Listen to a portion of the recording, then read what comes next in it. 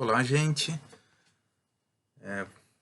Estou aqui gravando mais um vídeo para vocês, dando continuidade ao semestre. Os vídeos estão sendo gravados para orientar vocês na interpretação, na compreensão dos textos do curso, que estão lá no Moodle. Até onde eu consigo ver, tem funcionado bem. E hoje a gente vai discutir o texto da Ina Kerner, chamado Tudo é Interseccional, sobre a relação entre racismo e sexismo. Bom, o texto dela também está nessa segunda unidade do curso, em que se trata de pegar, a partir de questões raciais e outros temas diversos vinculados ao multiculturalismo e à interseccionalidade, a partir desses temas, questionar, refletir criticamente sobre o conceito de reconhecimento. A Nina vai ser importante para a gente, para dar continuidade, então, a essa sequência da segunda unidade. Tá bom? Insisto, como eu fiz nos outros, eu vou pegar alguns pontos que possam ajudar vocês a fazer essa leitura dos textos já postados. Né? A Ina Kerner é uma autora muito instigante, muito interessante dessas novas pesquisadoras vinculadas à teoria crítica. Tem trabalhado bastante com a questão do sexismo e do racismo, e a perspectiva raça-gênero é fundamental para ela. Ela tem uma vinculação muito forte entre os autores da teoria crítica, como, por exemplo, Habermas, Honneth, mas ela tem imensas contribuições na relação dela com teorias pós-estruturalistas. Então tem a dimensão do Foucault e a questão do poder, que sempre foram muito importantes para ela. E ela tem, ultimamente, feito uma pesquisa já reconhecida sobre teorias pós-coloniais. Então, ela tem uma abertura muito importante agora para esses debates, são os debates que nos importam aqui, nessa perspectiva do curso e da teoria crítica, a relação com o reconhecimento. Ela sempre contribui. E o artigo dela é um artigo interessante, porque se propõe a fazer uma espécie de esquematização ou organização, uma organização que não é tão ampla, na verdade, mas fazer alguma organização de um conceito que veio para ficar, um conceito sem o qual várias das questões da teoria crítica, das questões do feminismo, raça, sexualidade, elas não têm mais sido debatidas sem passar também por esse conceito, que é o de interseccionalidade. Muito tem se falado sobre interseccionalidade, alguns textos já publicados sobre isso de um ponto de vista mais esquemático, existem versões diferentes, né, do conceito, e ela propõe uma organização. E como a gente, no curso, tratou do reconhecimento vinculado à questão do multiculturalismo, a interseccionalidade aparece agora com a Ina, e o fato de ser um texto que organiza o debate, eu acho que ele vai ser frutífero para a finalidade dessa compreensão, embora esquemática, mas necessária do conceito. Tá? Esse conceito de interseccionalidade para a gente pensar a relação com a questão de reconhecimento.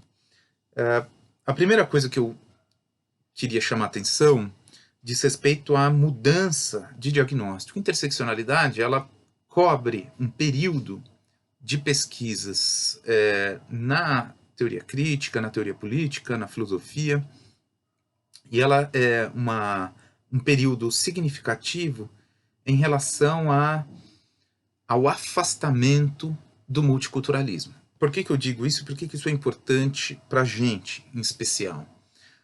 Porque a gente questionou o conceito de reconhecimento, a categoria crítica, as consequências políticas, A partir do conceito de multiculturalismo, a gente viu isso com Stuart Hall, e também as variações, né, do multiculturalismo. O multiculturalismo é um conceito gigantesco, muito amplo. No entanto, foi um conceito que tinha uma finalidade, como a gente discutiu junto com o Stuart Hall, tinha uma finalidade importante que era, dentre tantos outros movimentos, o de desnaturalizar essa noção de cultura, né? E, portanto, pensar uma maior complexidade, trazer uma maior complexidade para a própria noção de políticas de reconhecimento, sempre ou tradicionalmente vinculadas a demandas por identidade ou para essa relação entre identidade e diferença, né? Então, o multiculturalismo ele serviu durante muito tempo para entender essa variedade, essa pluralidade e as nuances na noção de cultura, né? A cultura é uma construção complexa que tem várias formas de ser compreendidas, e eu não posso dizer que existe um grupo e uma identidade. Isso não serve, isso não é frutífero nem para pensar minorias, minorias culturais, como pensar questões raciais, gênero, né, sexualidade. Então, o grupo, se eu penso o grupo unificado, eu perco a complexidade interna e as diferenciações internas dos grupos, e eu posso, com isso, de maneira equivocada, essencializar a ideia de que o reconhecimento ele demanda a identidade. Mas identidade em que sentido, né? A gente viu, a partir da discussão do Stuart Hall sobre esse conceito da identidade negra, a gente viu como o Stuart Hall se preocupou em mostrar que não há o negro, né? Um macro sujeito que eu possa identificar abrindo mão das suas diferenciações internas, extremamente variadas. Claro que para ele sempre vinculado à discussão sobre a diáspora, isso é muito importante, mas digamos, essa foi a função do multiculturalismo, né? Permitir que quando eu procuro compreender o potencial das lutas por reconhecimento, aquela identidade que está sendo disputada publicamente, ela não é unitária, né? Ela é diferenciada, o que torna a questão muito mais complexa do ponto de vista político, certo? Mas ainda assim, quando eu falo de multiculturalismo, eu estou falando, em certa medida, de políticas que produzem uma dialética entre identidade e diferença, e as lutas por reconhecimento passam por essa relação entre identidade e diferença. É isso que o multiculturalismo permite. Mas mesmo assim, alguns pressupostos continuam lá, certo? Quando a gente discutiu esses autores que trazem o multiculturalismo para o conceito de reconhecimento, alguns pressupostos permaneciam, ainda que de maneira reflexiva eles permaneciam. Identidade, por exemplo, cultura, né? Dois importantes pressupostos que eram ressignificados a partir da discussão multicultural. No entanto, digno de nota que nas discussões que a gente fez sobre esse conceito, os problemas, como por exemplo, como se desvincular dessa relação com a cultura ou com a identidade previamente constituída, isso sempre foi um desafio mesmo para as pautas multiculturais. Isso faz com que as lutas por reconhecimento no paradigma multicultural ainda possa buscar uma resposta, mesmo que mais complexificada, uma resposta do ponto de vista das políticas da identidade, da relação entre identidade e diferença. Então eu digo, o gênero que está por trás das lutas por reconhecimento, por trás das lutas feministas, né, ele é diversificado, ele é variado, mas ainda assim eu busco, né, uma relação entre um processo de identificação e a motivação, o propósito das lutas. A mesma coisa para a questão racial, né? digamos, o multiculturalismo faz com que lutas por reconhecimento não sejam engendradas em razão de uma identidade homogênea, né? A identidade da cultura negra como sendo uma identidade unificada, não diferenciada. O multiculturalismo vai questionar isso, né? E aí ele vai fazer com que, uma vez posta a questão da luta por reconhecimento no diagnóstico multicultural, eu tenha que pensar de maneira mais enriquecida essa dialética entre identidade e diferença. Ela é constante, dinâmica, relacional, né? Mas essa questão permanece, certo? Bom, a interseccionalidade ela vai alterar em grande medida esse campo em que o multiculturalismo ainda assentou, né? Ainda se assentou. Por quê? Se fosse possível encontrar uma fórmula mais direta para isso, talvez a gente pudesse dizer o seguinte: o multiculturalismo mais claramente se vincula a essa dialética da identidade e da diferença nas pautas das lutas por reconhecimento. No caso da interseccionalidade, eu não diria, aí seria talvez muito radical dizer que isso simplesmente é deixado de lado ou é totalmente desconsiderado, mas o foco é alterado, muda um pouco. E aí, talvez, no caso da interseccionalidade, o que vem para a primeira dimensão da discussão seja um outro tipo de reconhecimento. O que se busca reconhecer não é exatamente o vínculo entre autoafirmação, identidade e a relação com as diferenças, né? E aí a tentativa de constantemente, de um ponto de vista crítico, evitar a naturalização das identificações, das identidades. No caso da interseccionalidade, o que se quer reconhecer é a complexidade dos fenômenos da injustiça, né?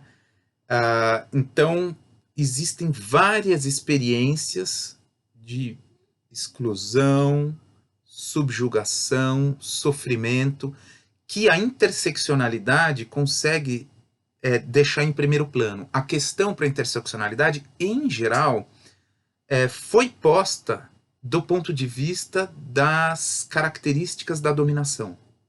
Não existe uma dominação única, não existe um tipo de dominação que seja desdiferenciado, então ela não está se perguntando pela identidade, o que ela está se perguntando é pela complexidade das formas de manifestação da dominação.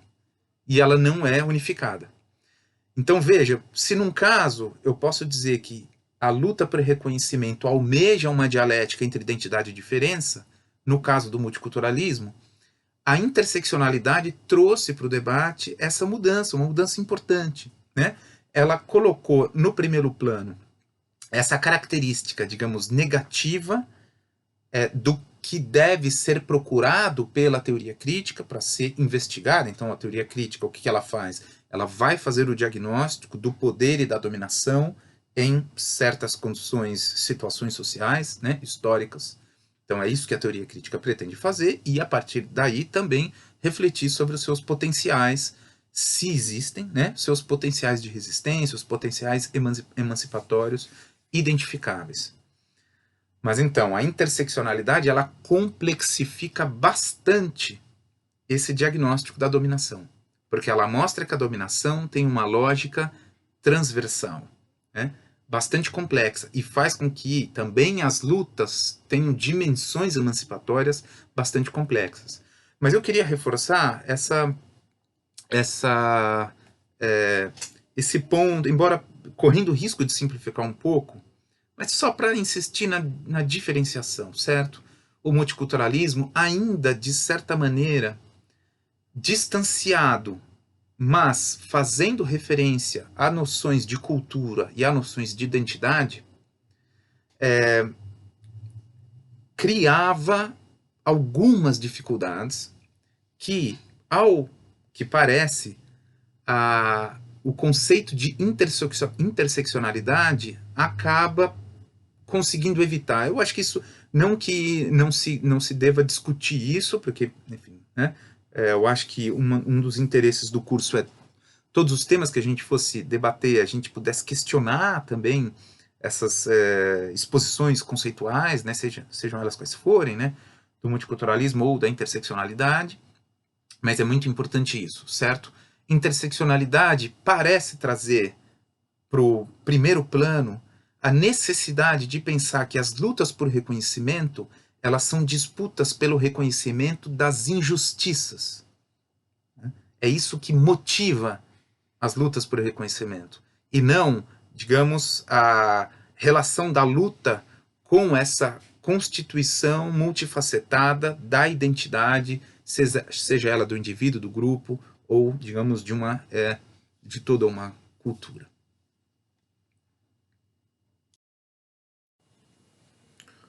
O próprio artigo da Nina Kerner faz referência a outros textos importantes sobre interseccionalidade. Aqui no curso nós vamos ver ainda o texto da Patricia Hill Collins, que também vai tratar de interseccionalidade, uma autora, acho que das mais importantes para o nosso debate. Uma que não entrou nos textos da bibliografia básica, mas que eu coloquei lá como uma literatura fundamental para a gente discutir, com certeza, nessa segunda metade do curso, e ter em mente essa autora é a Angela Davis, e eu pretendo, no vídeo da próxima aula sobre a Patricia Hill Collins, eu pretendo falar um pouco sobre a Angela Davis também, tá? Não agora, não neste vídeo aqui, mas eu pretendo falar um pouco sobre ela. Como é conhecido na literatura, a própria Ina Kerner faz referência a isso no artigo dela. O conceito de interseccionalidade aparece de maneira articulada pela primeira vez pela Kimberlé Crenshaw, acho que das autoras também mais importantes desse movimento da teoria crítica da raça. Ela está muito ligada às discussões jurídicas, e o interessante do texto dela, todas as reflexões que a Crenshaw tem apresentado, né, ela contribui demais, tem até um livro dela agora sobre interseccionalidade, eu não sei se já foi publicado ou está sendo publicado, vai ser uma reunião de artigos e coisas novas que ela tá publicando, estamos esperando, né? O tema da Crenshaw parece, para a gente, hoje em dia, considerando essa discussão toda que já tem sido feita sobre interseccionalidade, ela parece um lugar comum, mas a questão é muito interessante, né? O artigo que ela publica, em que ela vai tratar pela primeira vez do conceito de interseccionalidade, ela vai trazer para a discussão aquela... Estão gritando fora Bolsonaro aqui da minha janela. Tá meio alto, né? Ela vai trazer para a discussão uma questão de uma ação judicial que mulheres negras levantam contra a General Motors, se eu não me engano, em 1976. Eu acho que esse artigo toca diretamente num problema que até então ele era invisibilizado, né, pelo sistema judiciário americano, e foi pouco tratado de maneira sistemática pela teoria social e pela teoria crítica em geral. O caso específico é tratado na nota 25, é rápido, né? Mas tratado na nota 25 do texto da Ina Kerner, mas a questão é muito interessante, né? Mulheres negras que eram funcionárias da General Motors entram com uma ação judicial contra a General Motors, alegando que há uma discriminação contra elas, em razão de que várias delas tinham sido demitidas pela empresa, e a empresa alegou uma política de senioridade. E isso fez com que elas fossem demitidas e não outros funcionários e outras funcionárias da empresa. o que elas fazem? Elas identificam um padrão, né? Há um padrão nas demissões. E esse padrão, segundo elas, é um padrão de discriminação contra mulheres negras. Acontece que o caso é surpreendente por quê? Porque a empresa, a General Motors, responde no sistema judiciário dizendo que ela não pode ser processada por discriminação em função de 2 motivos centrais, né? O primeiro, discriminação contra gênero. A empresa alega que ela tinha várias mulheres contratadas na empresa, que era impossível dizer que a empresa tinha algum tipo de discriminação de gênero. Muitas mulheres brancas trabalhavam na empresa. A segunda defesa da empresa foi dizer o seguinte: não há racismo na empresa, por quê? Porque muitos homens negros também trabalhavam lá. Então, a relação entre gênero e raça fica separada na defesa da empresa. Quer dizer, as mulheres entram com uma causa em que a questão está vinculada ao, digamos, à discriminação específica contra mulheres negras, e a empresa se defende separando raça e gênero, né? Veja como há uma estratégia da empresa que faz com que o sistema judiciário tenha reconhecido que, nos 2 casos, a empresa poderia alegar que ela não era, que ela não fazia discriminação, né? Então, esse é um tema interessante, porque ela passa, a Crenshaw passa a discutir essa interseccionalidade de raça e gênero, né?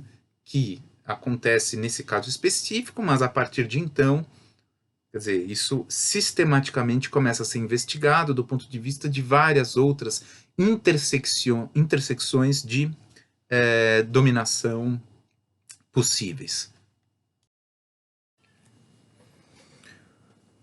Outra discussão que sempre é feita em relação à interseccionalidade tem a ver com a natureza do próprio conceito e qual é a característica decisiva, né? E aí, a alusão que eu acho que merece ser feita diz respeito à necessidade de pensar em toda completude a complexidade mesmo do conceito de interseccionalidade. Porque o conceito de interseccionalidade tem sido discutido de perspectivas muito diferentes, e, em geral, claro, ele tem uma ideia de que interseccionalidade é uma soma de formas de opressão, dominação, né? E que isso vai se somando indefinidamente.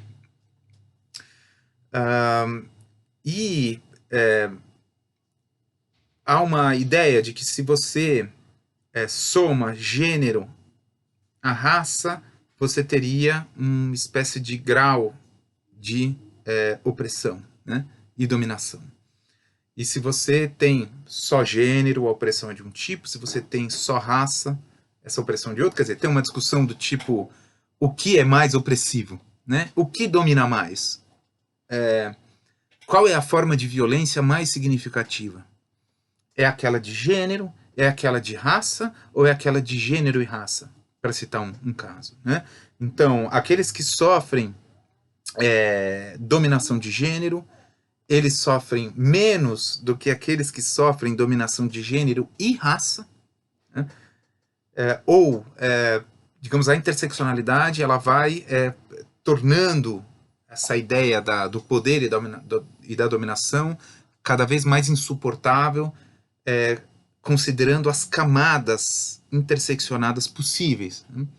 Então, gênero, sexo, raça, etnia, cultura e assim, digamos, espaço, né? Ou espacialização, classe. São várias possibilidades de pensar interseccionalidade, e eu acho que, pelo menos como uma sugestão, A interseccionalidade, embora seja um conceito já bastante discutido, eu acho que ele ainda é um conceito em construção. Existem muitas possibilidades, é um conceito com um potencial gigantesco para produzir diagnósticos sobre formas de dominação e injustiça, de um lado, né? Então, não cabe, de maneira essencializadora, definir de antemão, né, no campo das sobreposições da dominação, qual delas seria a mais intensa, a mais importante. Por quê? Porque a interseccionalidade, para ser um conceito interessante do ponto de vista da teoria social e para a teoria crítica, ele é um conceito que também necessita de vínculos com os diagnósticos, né? Existem certos diagnósticos de disputas que precisam ser consideradas. Então, dependendo da situação, do lugar histórico, do momento, do tipo de conflito, tudo isso é importante para você pensar essa vinculação com as características interseccionadas. Isso de um lado, do outro lado, digamos que o mesmo tipo de discussão está posto para a ideia de que a interseccionalidade ela possibilita abrir espaços de configuração da luta contra a dominação.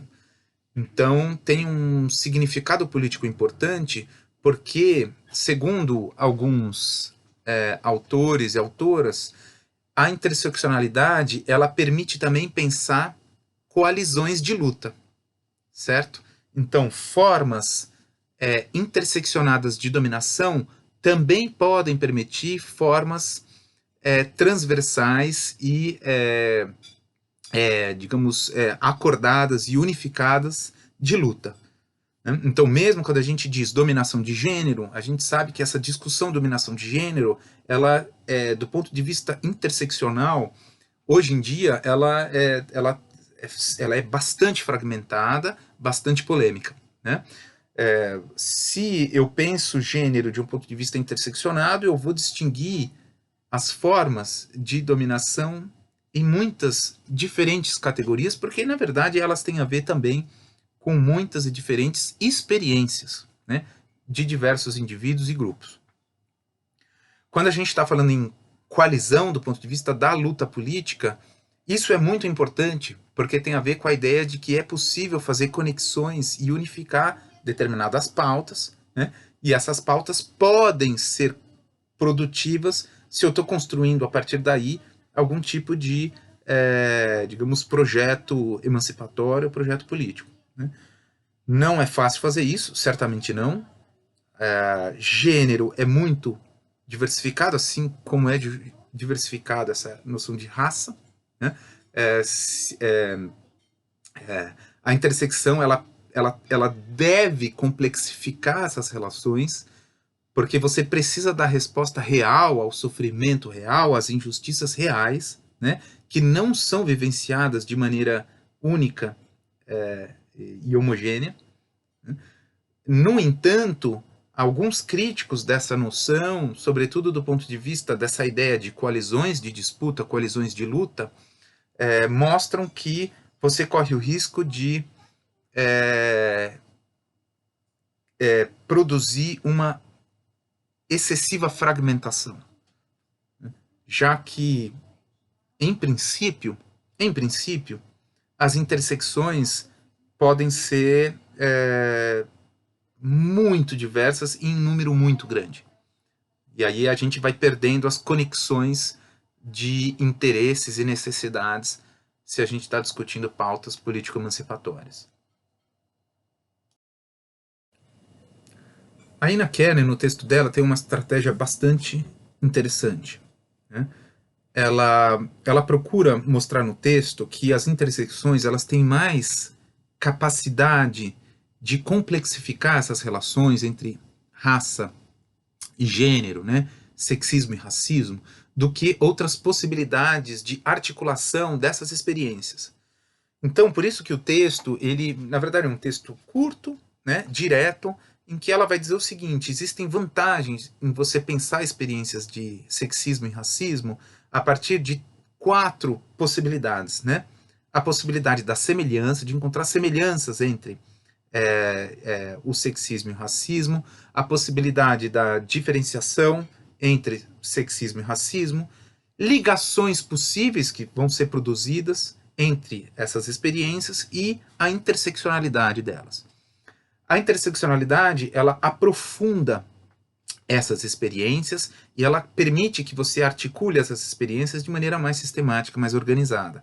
As outras não, porque cada uma delas vai produzir alguma espécie, digamos, alguma espécie de efeito colateral, né? Existem semelhanças entre racismo e sexismo? Existem, né? O racismo ou o sexismo colocam as pessoas, né, mulheres, negros, por exemplo, em situação de inferioridade em relação aos homens ou aos brancos, né, que são semelhanças possíveis, né? Existem diferenciações possíveis, mas em cada um dessas 4 possibilidades de relacionar sexismo e racismo, ela mostra que há um ganho em estabelecer a articulação disso com a interseccionalidade, né? E aí, em vez de me centralizar na exposição que ela vai fazer aqui sobre as semelhanças, diferenças e as ligações, que são ligações possíveis, né? Ligações que são muito amplas, o que ela chama de, por exemplo, ideologias racista, sexista, o caso que ela vai discutir sobre as crianças ao invés dos indianos, ou o caso que depois lá na frente ela vai discutir, que é o caso da etnicização do sexismo, que são ligações possíveis e criam uma série de efeitos colaterais, porque esses efeitos colaterais muitas vezes são muito conservadores, eles acabam reificando algumas distinções e diferenciações que são abertas, né, e que precisam passar por uma outra estrutura de compreensão, que ela vê aqui no artigo, que são articulações possíveis. Aliás, ela tem livro, né, um livro sobre sexismo e racismo. Eu não sei se foi publicado em outra língua que não na língua alemã. Um livro incrível, sensacional. Todas essas discussões ela desenvolve amplamente esse debate. É um livro importante. Infelizmente, eu acho que por enquanto até agora, só existe em alemão, né? Mas eu quero me referir rapidamente aos itens que ela vai reforçar no que diz respeito às intersecções.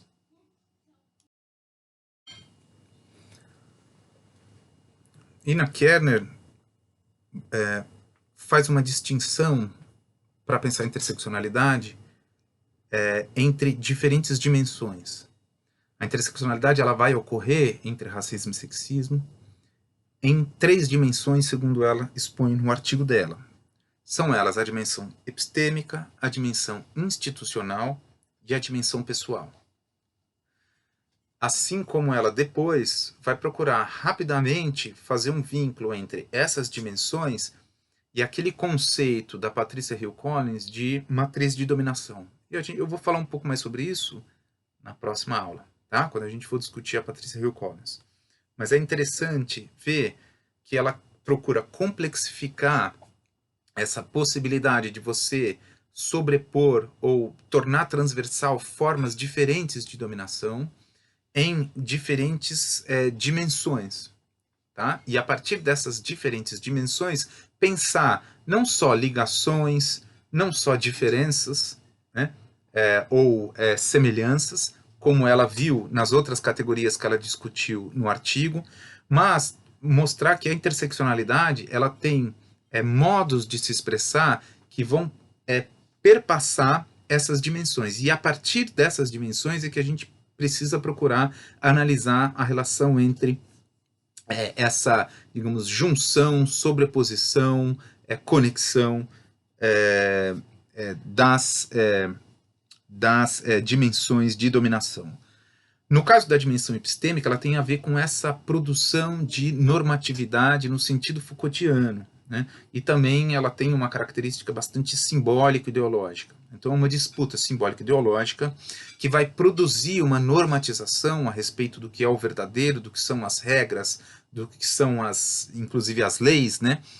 Mas no sentido de que as leis são normas, digamos que normas que têm uma aceitabilidade e ela tem uma dimensão simbólica, discursiva, que produz diferenciação, e essa diferenciação, por vários motivos, ela naturaliza, ela engessa, reifica, e ela desvaloriza, ela oprime e ela subjuga indivíduos e grupos em dimensões epistêmicas. Então, essas dimensões, elas são entrelaçadas, elas podem criar interseccionalidades, né? Porque a gente tem, digamos, essa desvalorização sistemática de grupos que são afetados de maneira interseccional por discursos e saberes comuns produzidos na sociedade. Então, essa seria a primeira dimensão.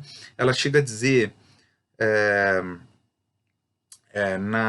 ao final do artigo dela, né, que são, em geral, na dimensão epistêmica, lá se produzem diferentes normas de gênero racializadas ou normas raciais sexualizadas, né, portanto, elas são interseccionadas, mas elas têm uma determinada dimensão que eu posso identificar. Elas são simbólico-ideológicas normativas. A dimensão institucional já tem a ver com a forma, digamos, estrutural, com o arranjo em que essa discriminação, essa subjugação, ela é efetivada, né? Então, ela vai está, na verdade, vinculada a várias dimensões que são mais concretas do ponto de vista institucional. Ela passa pelo mercado de trabalho, estruturas familiares, o sistema educacional. Ali você tem que identificar essas dimensões interseccionadas na dimensão institucional. E na dimensão pessoal, porque ela está mais colocada de baixo para cima, ela tem a ver com formas de interação, com interações e relações cotidianas, em dimensões que são dimensões primárias da sociabilidade, muitas vezes, né? Relações amorosas, de intimidade ou relações de amizade, mas ela pega diferentes grupos sociais que, em geral, se submetem aos grupos que têm esse estatuto de maioria cultural e acabam sendo submetidas a essa desvalorização e a diminuição na dimensão pessoal, né?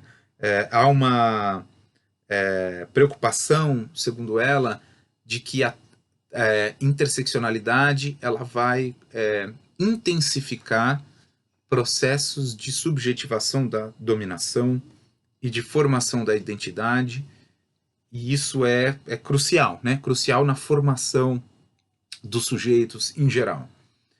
Então, interessante, embora seja um artigo bem curto da Kiernan, ela está lidando aqui, portanto, com a organização e a sistematização de um conceito extremamente importante. Eu espero que vocês possam aproveitar o artigo para pensar exatamente a ideia de que interseccionalidade ela não é uma mera junção, certo? Ela é um tipo de dominação mais sistemática que ocorre em diferentes dimensões. Ela é um tipo de dominação que ela se reproduz em esferas de poder que são socialmente constituídas, as mais estruturais, um tipo de dominação mais disciplinar, aquela que é hegemônica no sentido ideológico e interpessoal, tudo isso se referindo aqui no artigo da Einar Kenner aos conceitos da Patrícia Hill Collins. Interseccionalidade já é um debate dos mais importantes da teoria crítica. Vários autores fazem referência a ele de maneira indireta. O próprio Axel Honneth se refere à interseccionalidade. O debate redistribuição e reconhecimento é um debate posto pela Nancy Fraser, tendo em vista o potencial interseccional da categoria do reconhecimento, ou uma crítica à categoria do reconhecimento, tendo em vista a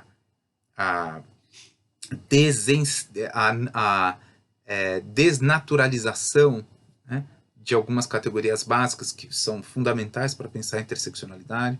Então, eu espero que o texto do D.N.A. Kerner tenha ajudado vocês a organizar inicialmente o debate, e aí na próxima aula, com o artigo, ou os artigos da Patrícia Hill Collins, a gente vai poder, de novo, voltar a considerações mais específicas, já na formulação da teoria da Patrícia Hill Collins mesmo, né, sobre raça, reconhecimento e interseccionalidade.